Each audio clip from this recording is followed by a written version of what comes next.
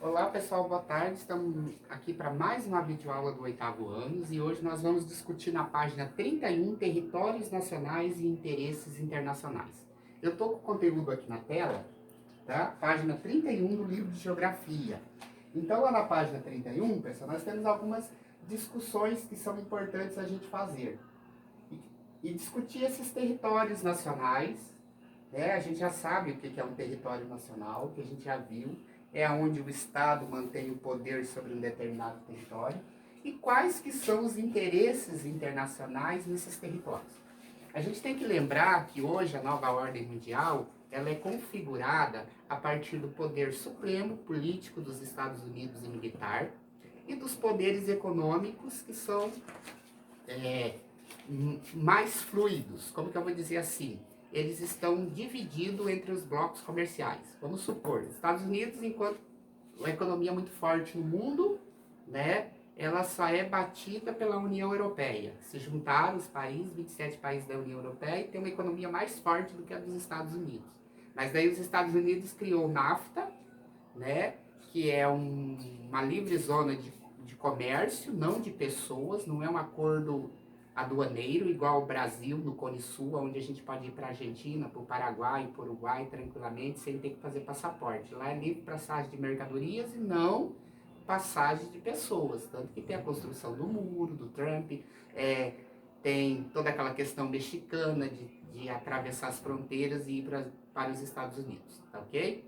Então os Estados Unidos criou o NAFTA, pegou o Canadá e o México e acabou sobressaindo sobre a União Europeia. E assim os blocos comerciais foram pipocando em todo o continente, né? Então o poder econômico está mais fluido, mas o poder político, através da ONU, os Estados Unidos como líder da ONU, né? Ele consegue ter um poder muito grande. E diante disso também nós temos o aparecimento aí nos últimos anos da economia chinesa, que tem se tornado a principal rival dos Estados Unidos hoje na produção industrial. Inclusive já produz mais do que os Estados Unidos.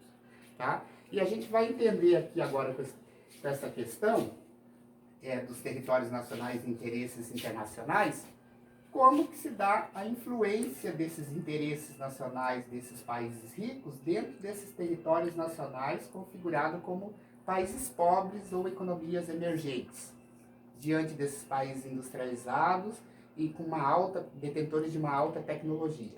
Enquanto países pobres, né, considerados países emergentes, dependendo de produção agrícola, os chamados commodities, que são as exportações de produtos agrícolas, e também a exportação de produtos minerais, dos commodities minerais e da agricultura, certo? Enquanto todo mundo estava sendo explorado, as jazidas de petróleo, as minas de minério de ferro pela Europa, pela América, a gente viu a exploração do colonialismo, da colonização do século XV e XVI aqui na América, os portugueses levando matéria-primas para Portugal, os espanhóis da mesma forma, a Europa se industrializando e pegando todas suas matérias-primas, consumindo tudo suas jazidas. A África ficou meio que isolada, né? Porque inicialmente nós só tínhamos o quê? Nós tínhamos na África uma exploração dos recursos humanos, que era a busca de escravos. Tanto que na América vem mais de 5 milhões de escravos através da rota do Atlântico. E também pela rota do Saara foi se colocado quase essa mesma quantidade de escravos nos territórios árabes. Então foram milhares de almas que foram arrancadas da África. Porém, né, ao longo do tempo, todas as riquezas africanas em minerais acabou sendo um motivo para disputas internacionais entre potências ricas. E aí começa o chamado, a partir de 1950, o chamado neocolonialismo. Né? Diferente daquele colonialismo do século XVI na América, que eles vinham aqui, buscavam as riquezas e levavam para a Europa. A partir de meados do século XIX, aí já começa um processo, melhor, de meados do século XX, começa um processo de tomada e dominação cultural, né?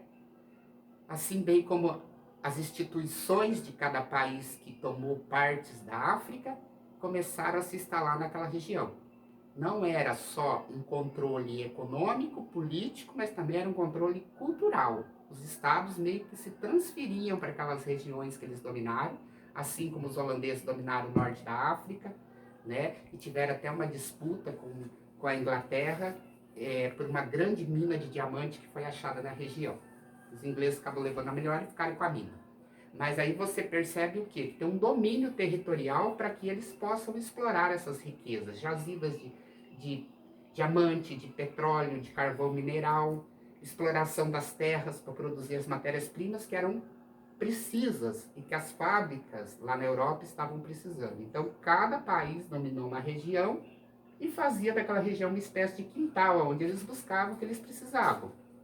E automaticamente também depois traziam de volta esses produtos industrializados e revendiam para as populações africanas. Isso fez com que aquele tráfico de escravos cessasse, mas daí a gente entrou por uma relação de mão de obra explorada, não escrava, mas uma espécie de uma mão de obra bastante explorada, com leis trabalhistas pouco estruturadas, com trabalhos subhumanos, né, e que não valorizava essa população de trabalhadores, vamos dizer assim. Ok? Aqui nós temos uma prova disso. Observe aqui no mapa. Se vocês observarem no mapa, nos Estados Unidos você tem uma malha ferroviária que atende à necessidade de distribuição do espaço e também de acessibilidade ao espaço. Você vê que a malha ferroviária do Canadá e dos Estados Unidos, ela atende todos os espaços da região. Aqui no Brasil e aqui na África, você vê que elas ligam o interior até o litoral, os portos, né? Saem do interior e vêm para os portos. Por quê? O objetivo dos países internacionais, principalmente os europeus que estavam nessa região, era simplesmente construir estradas de ferro que retirassem os produtos do interior do país e que pudesse ser levado para os seus países de origem, onde eram industrializados e os produtos retornavam em forma de produtos industrializados para ser revendido para aquela população. Então, pessoal, isso cria uma dependência econômica desses países, porque quando nós chegamos no finais do século XX e começou os processos de independência, que os países europeus já não tinham mais interesses na África, eles largaram a África e a África desestruturada, com seus recursos todos tomados, né? Acabaram as suas terras degradadas, uma população que não sabia mais viver no modo tribal, porque agora falava a língua do colonizador. Você vai ver que africanos falam português de Portugal, vai falar francês, italiano, alemão, inglês. Então adotaram a cultura dos países colonizados, mas, no entanto, não tinham a tecnologia desses países. Então ficaram países desestruturados, com ferrovias, com hidrovias, sem um sistema educacional, sem um sistema de segurança que pudesse atender a necessidade daquela população que trabalhava para esses países europeus. Diante dessa situação, você tem a presença dos Estados Unidos, então. Os Estados Unidos passam a ter um certo controle sobre essas regiões, né, politicamente falando, porque, como a gente viu aqui, a desestrutura dessas regiões e o tanto que é bem estruturada a malha viária aqui. A partir disso, dá para a gente perceber que aqui tem uma economia forte, uma economia que foi pensada e que foi elaborada, e aqui tudo foi feito simplesmente para retirar o que esses países tinham de melhor naquele momento, que eram os minerais e a produção agrícola. Um outro elemento que vem se destacando a partir do século XXI, né, e fazendo concorrência com os Estados Unidos, é a China, né? A China tem investido muito nesses países, principalmente na África e no Brasil, né? Por quê? Primeiro, o Brasil ficou muito voltado para os Estados Unidos durante anos, né? E o interesse da China, enquanto um país, vamos dizer assim, rival economicamente dos Estados Unidos, porque a China, na medida que cresce, vai entrando em combate com os Estados Unidos. Por isso essa briga política que você sempre percebe nos jornais entre a China e os Estados Unidos. Então a China tem feito investimentos nas áreas do Brasil, Uruguai, né, e Argentina, porque é do interesse da China realocar toda essa matéria-prima e todos esses mercados consumidores, já que ela é considerada uma das maiores produtoras de bens de consumo no mundo hoje. Mesma coisa tem feito na África. A China tem investido em hidrovias, ferrovias, na produção agrícola, com o objetivo de criar alianças com os países africanos no intuito de retirar a matéria-prima dessas regiões, fazer parcerias de comércio, na medida que ela também pode trazer os seus produtos para vender na região. Mas uma questão diferencial na África é que a China também tem defendido e tem entrado em acordos de paz, tem ajudado a negociar paz na região da África, entre os conflitos entre os países e as etnias, né? Por quê? Porque é de interesse dela que a paz reine nessas regiões, até porque eles fazem investimentos maciços de capitais nessa região, a fim de produzir alimentos, a fim de produzir matérias-primas, tanto de ordem agrícola como mineral, que vai abastecer as suas fábricas, tá? Então tem essas questões aqui.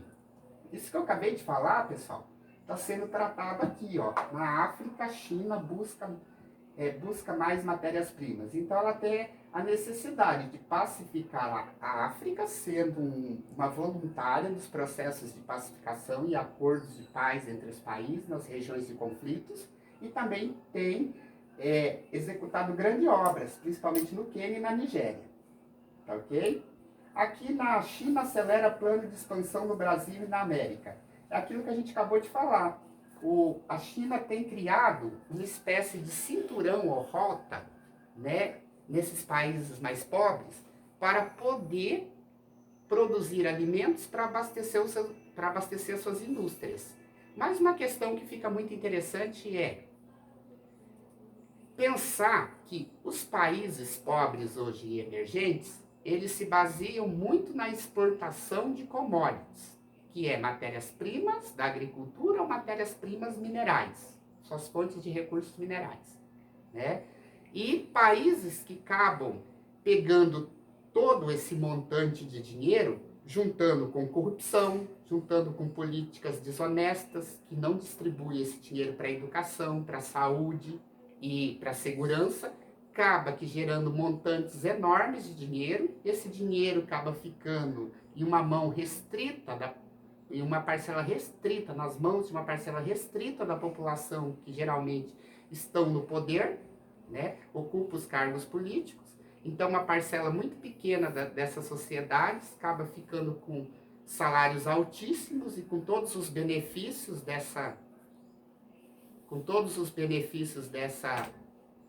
exportação de minérios, enquanto o resto da população fica sem acesso à saúde, porque não há investimentos em educação, saúde, infraestrutura, né, segurança, causando uma espécie de problemática geral desses países. E outra coisa, pessoal, nós temos aqui no gráfico, tá? Deixa eu mostrar esse gráfico aqui para vocês, só carregar aqui um minutinho. Nós temos aqui na página 36, dá uma olhadinha aqui, ó. Entre 2008, 2010, 2014 e 2018, você vê a oscilação do petróleo, principalmente no norte da África, os países que são exportadores de petróleo. Quando um país fica muito restrito a um tipo de exportação para poder manter a sua economia de pé, ou ganhar dinheiro, vamos dizer assim, quando o preço do petróleo oscila, a economia desse país fica ruim. Quando o preço do petróleo aumenta no mercado internacional, volta a ganhar dinheiro, mas esse dinheiro fica restrito a uma parcela pequena da população que geralmente está no poder, e o resto maior da população não consegue ter acesso a esses bens e serviços que poderia estar advindo dessas políticas públicas que nos países pobres geralmente são muito atrapalhadas pelas questões de um grupo de políticos que está no poder e que não olham para essa população. Como a gente já falou, não tem investimento em saúde, educação e segurança. Quando tem oscilação para baixo do valor desse petróleo, as economias ficam piores ainda, porque elas dependem da venda desses produtos para conseguir o dinheiro para investimentos, pequenos investimentos que se faz dentro do seu país. Então, se está em alta, tem mais dinheiro. Se está em baixa, tem menos dinheiro. Mas quando tem muito dinheiro, o que acontece nos países pobres? Corrupção e falta de políticas que privilegiam as classes mais pobres da sociedade. Então, uma das soluções que é apontada aqui no texto, para que isso não aconteça, seria os países não ficar dependentes de exportações de um determinado produto, mas pegar esse dinheiro dessas exportações e combater principalmente a corrupção, que consome com todos esses valores e não sobra dinheiro para investir para a melhoria da população ou da infraestrutura do país. Né? Segundo, não depender só do petróleo, mas investir em tecnologia de agricultura, investir em indústria, investir em educação, porque se formar uma massa grande de alunos com educação propícia, com boas universidades, com boas escolas primárias e secundárias, lá na frente nós vamos ter bons pesquisadores. O ensino bom coloca esse país em um ranking de disputa com as melhores tecnologias do mundo. Porque se não investe em educação, você não vai ter pesquisadores. Se você não tem pesquisadores, você não descobre tecnologias novas. E automaticamente, sem tecnologias novas, os produtos eles são ultrapassados e não interessam aos mercados do mundo. Então, nós produzimos alimentos para os países ricos e, em contrapartida, os países ricos produzem tecnologia e vendem caro para a gente. Então, fica essa lógica. Então, o que seria importante para melhorar a situação de países como Brasil, Argentina, Venezuela, Chile, Peru, Equador e todos os países africanos? Não depender basicamente da agricultura e da exportação de matérias-primas como os minerais e os produtos agrícolas e pegar esse dinheiro das exportações e investir em outros setores para que a gente possa caminhar sozinho, porque chega um determinado momento que tem uma queda na agricultura, nos preços internacionais, aí o que acontece? Entra menos dinheiro no país e a economia fica ruim e afeta todo mundo. E combater a corrupção também, que é o mal desses países. Tá? Seria a maldição dos recursos, como é falado. Esses países são ricos em recursos, mas, no entanto, vendem esses recursos e esse dinheiro vira uma maldição, porque causa guerras, conflitos, disputas políticas e grupos no poder. Ok, pessoal? Até a próxima aula.